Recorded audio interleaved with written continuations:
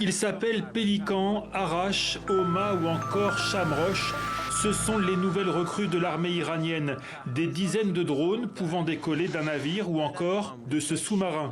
Tournées en plein océan Indien, les images de cette division navale nouvelle génération ont été dévoilées à la télévision au moment même où Joe Biden était en visite en Arabie Saoudite. Face aux déclarations menaçantes du président américain venu resserrer les rangs du front anti-Téhéran, la démonstration de force ne fait aucun doute. Cela fait plusieurs mois que les États-Unis et Israël se disent préoccupés par les progrès iraniens en matière de balistique. Pire, croit savoir Washington, ces drones pourraient se retrouver sur un tout autre théâtre d'opération, l'Ukraine.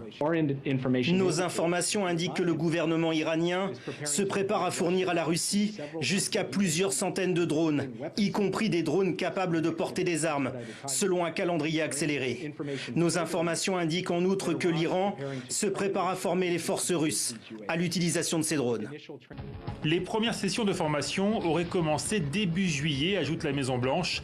Si elle se confirmait, la livraison pourrait considérablement renforcer les moyens de Moscou et aider l'armée russe à détruire les armes fournies par l'Occident à l'ennemi ukrainien.